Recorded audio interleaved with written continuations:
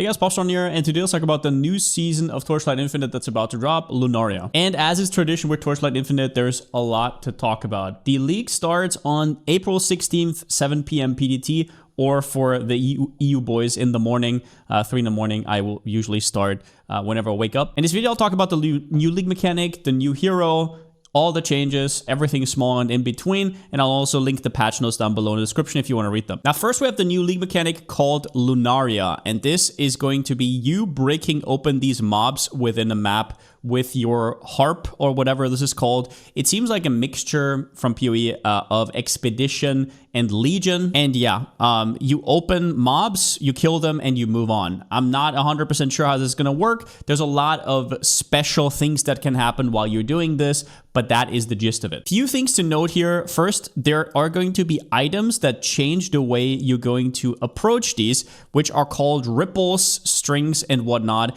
And one of them, unless I'm mistaken, makes it so you can automate this. So you don't have to press the button over and over. So I think how that's going to look like is you're just going to waltz through the map once you're really fast and you're going to break them up open automatically. There's probably some trade-off for that. I'm sure there's others where if you press the button, you get extra loot. But I do think that's a cool idea to actually be able to itemize your league mechanic. There's also the new creation engine, which technically doesn't belong to the league mechanic, but is also just a new mechanic.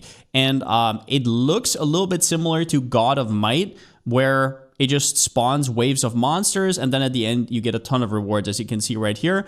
And yeah, it just seems like another thing that you can itemize into. And there is a whole void chart for it as well. So I assume this is going to be similar to something like Cage, although I don't know if this is going to be only for Deep Space or not. Number 2, good news, Vorax goes core. Vorax, if you don't know, was the last league mechanic and probably my favorite so far. I'm just going to straight up say it. Yes, the patch was just good as a whole, so Vorax also got a lot out of that. But the mechanic is just so much fun. You just kill monsters, kill monsters, kill monsters, and then you have this big mini game that's actually quite fun to solve. Now, Vorax has a few changes. First, it has its own void tree, which we're going to see here in a second. Yeah, this is how it's going to look like. We don't know exactly what it does. We saw a few of the nodes, but it's really hard to say how good that is in general. The second change is that the balance of the minigame has been adjusted. So some of the crazy powers have probably been stripped down. Some of these cards have been adjusted numerically. But the biggest thing is these ultimate potions have been adjusted, and they now, whenever you get them, you're actually going to be able to use them. You're not going to get them randomly anymore. It's going to be semi-scripted, so whenever you get them, you're probably going to dominate the game. And last but not least, Vorax items are in the base game. However, there has been a huge nerf when it comes to Vorax items. I don't know if you can see this right here. Yeah, either way, Vorax items can only have legendary mods from one item. So whereas last patch you could combine 2 different legendaries, you can now still get 2 modifiers, but they have to be from the same item. This is obviously a big nerf, for example, to the res stacker that I was playing last league. But while I'm a little bit sad about this, it would have been completely bonkers. It was last league, and now that it has to fit into the base game, it kind of makes sense.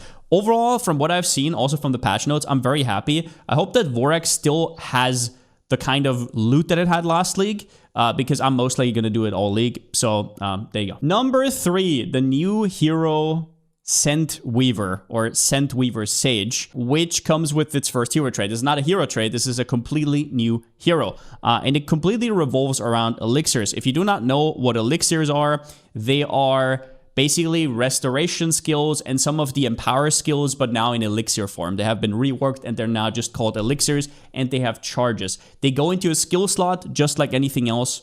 So it's like, do you go for an empower skill or for an elixir skill? And they have their own like passive tree nodes and whatnot and support everywhere.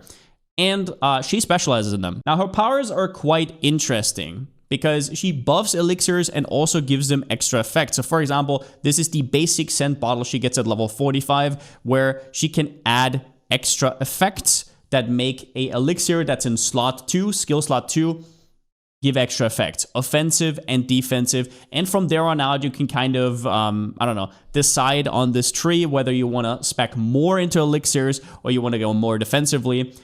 In general, it's really hard for me to say how this is going to work out. But what I can say from looking at the numbers, and this might just be me, I don't think she's going to be a very good League starter, simply because the elixirs that I've seen so far are not very offensive. They're mostly defensive, and if you know how a League start works in Torchlight, you're pushing damage to get to Profound as soon as possible. She seems rather low on the damage side, which doesn't mean that she's not going to be good for endgame. In fact, there is a armor potion, so Armor Stacker is still looking really strong. And there's some mana synergy here as well, where I think she could shine. But until then, raw, more multiplier-wise, she's on the lower end of heroes. So would I recommend her on League Start? It's a definite no from me. Do I think she's going to be good moving forward into the league once you have a little bit of currency? Probably. Now, then let's talk everything character balance. The first one is Lethal Flash has been reworked. This hero, for a while, was kind of limited by you having to go for a shotgun skill, because that's kind of what Lethal Flash did, right? It gave you shotgun, and then from there, yeah, you kind of had to maneuver that. Nowadays, it is a lot more, I wouldn't want to say basic, but it's just a lot more open to different skills. TLIDB has already been updated, so you can see it right here, but from the get-go, the reload mechanism is a little bit different, and you now, from the get-go, get 50% more damage and +2 proj. So straight up, you have to cope with this mechanic, but if you do, your payoff is a lot bigger than it was before from the get-go. And there's some new mechanics here, so you don't get the shotgunning mechanic anymore, but you do get stuff like this. Minus projectile range, but a huge damage multiplier and fortitude on a projectile skill. And then you can do weird stuff like projectiles jumping off the ground, kind of like, I don't know, maybe a chain from a rolling magma from PoE 1. This one we're going to have to see. I don't really know how this is going to work with like shotgunning and whatnot. Can you maneuver this projectile range with projectile speed? We're going to have to see. But as you can see right here, projectile speed is going to very much determine how fast your reloads go. So what an interesting new class, and I would not be surprised if some of the most broken builds are going to be on Carino 2. And if you slow down, you can see this a little bit better. So let's go to 0.5. You can see the bouncing off the floor. I'm pretty sure that is what's happening right here. In this clip, however, it actually uses the returning mechanic. Now, there's a small change to the returning mechanic from last league. You don't just return the projectile, it goes even behind you. So it returns and then goes and clears behind you by 75% of what it would usually do. So yeah, you have a lot of leeway on this hero now. Then we have a chromatic shot rework, and this is most likely going to be the skill that I will league start. And I'll tell you a little bit about it. So chromatic shot used to be split in all 5 different elements, erosion, physical. Now it's only elemental, so it's a lot easier to scale. And it's very similar to elemental hit in PoE 1. It chooses one element, forcefully converts all the damage into that one element, and it has a lot more damage than it used to have, around about 40% more damage, and it also has a small explodey. Important to note, it now has the area tag, which means any sort of more area damage, another aura, can be used, even though it doesn't have an AoE, it only has the tag because of the new explodey, but really important to know. Now, there's a few downsides to this skill as well. But yeah, more on that whenever I release my league starter, which is probably going to be somewhere on day 3, day 4, whatever. You can also watch me on twitch.tv/Palsteron. But needless to say, this skill looks pretty amazing. And it also now has magnificent and noble supports. The most important one being the Light Chaser, which beyond everything else it does, gives the skill better tracking. So if you don't know, chromatic shot tracks the enemy a little bit. So it's noticeable, but it's not crazy. Now, check this out though. I slowed this gameplay down to 0.5 so you can actually see it, but you will see, I think it's an MTX or something, green projectiles flying around, and these are chromatic shots. And they will hit an enemy, and he has Pierce most likely, so they move on and they just look for the next pack and for the next pack. And if you've ever played chromatic shot before, you will see the difference from this support. It is absolutely crazy. Like, you will see it make straight up, like, I don't know, what is this, 70-degree turns or something?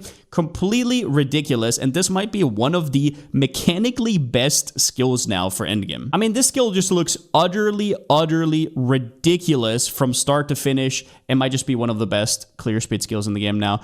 I'll be playing it on Tangle personally, so we're going to see how that goes. I've already been testing a little. I think it's going to be an absolute banger. Now, for our minion friends, there are new modularizations. This is very close to Spectres from PoE 1, but in this game, you are going to find bosses and then put them, I don't know, away, and then you can fight with them. You can see these are absolutely cracked. Some of them have crazy AoE, and as you can see right here, I don't know exactly how this works. I'm not a minion guy in this game at all, but it sounds pretty ridiculous, and it might be just what minions need. Now, after that, we have the Ill Omen mechanic. This one, long story short, they said that their biggest problem with dots is that they are not snappy enough. It takes too long of time to kill packs because of the nature of damage over time. So their solution is to introduce a new mechanic that kind of culls weak mobs and like does a little bit extra damage to rares.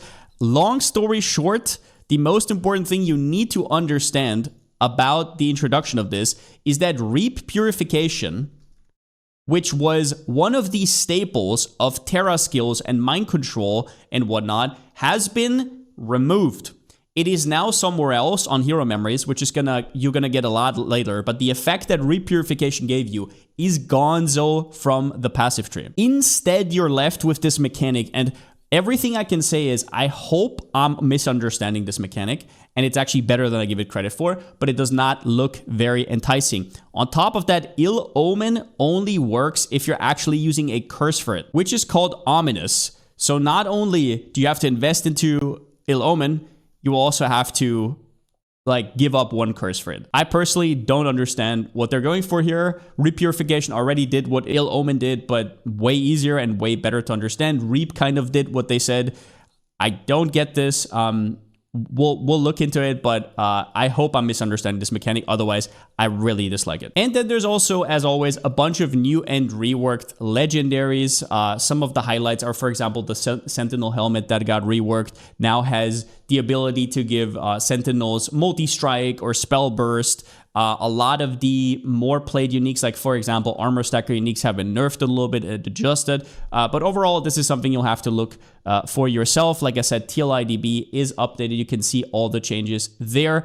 But otherwise, I would highly recommend you to otherwise read the patch notes. Now, another big thing is renewed hero memories, and these have to do with the new Lee mechanic. And Lunaria does have some power creep here in the form of these. So one of your, if I am understanding this correctly, it's a little bit cryptic from the reveal and from the patch notes. We're going to see more about it.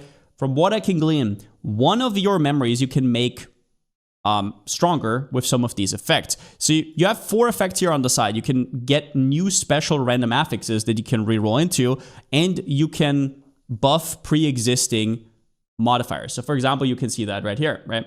And you can even add other affixes and whatnot, implicits. And the biggest power creep here, besides just making it a lot better, is down here. You can add another mod on top, an implicit. And here's the decision. Either you add a 4th memory, that means a completely new memory, and you can choose which one. It could be the life one, it could be movement speed, it could be 100 attributes, whatever you want. With all new modifiers, you can just add a 4th memory, or an extremely strong hero trait that depends on what hero you're playing. And some of these are crazy. For example, the burst from Rihan 1 can now spell burst and is now a spell, right? So some of them are completely build defining. Others are just ridiculous power creep that can give you up to 100% more damage. I'm not kidding you when I say that some of these effects will literally double your damage. For example, here you get a second twisted time space. Obviously, I'm not going to go for every single one of them because if you've never played some of these heroes before, you don't even know what I'm talking about. But truth be told, they're not all made equal. But if you decide for that, do know that these hero traits will probably be the chase items this patch. Because if you want to get them, what you have to do, if we go back to the hero memory, and this was not that easy to see from the reveal, but it has been since confirmed. If you want to hit that, you need to first use a special currency that's probably going to be very expensive, and then you have to hit a 1 in 5, 20% chance. And if you hit the 80% chance, you don't brick the memory, but you cannot resell it. It's bound to your character. So I'm a little bit concerned with knowing with how some of these really good memories are already so rare since the rework last patch. And now 4 out of 5 are going to get character bound. The economy is going to get pretty wild when it comes to these. So if you're planning around one of these modifiers, just know that they will be ridiculously expensive if I have anything. Like, I just cannot see these being affordable at all anytime soon. Some other quickie changes here at the end. Some belt blends are a lot cheaper now. Good. Some of them were ridiculous. Deep space map mods have been reworked, meaning they're less rippy, but you're also going to need more damage. I'm not sure I like this, but we'll look into it more. Trade House got some QL. For example, you can now look for 2 legendary affix pedigrees and whatnot. A lot of small things.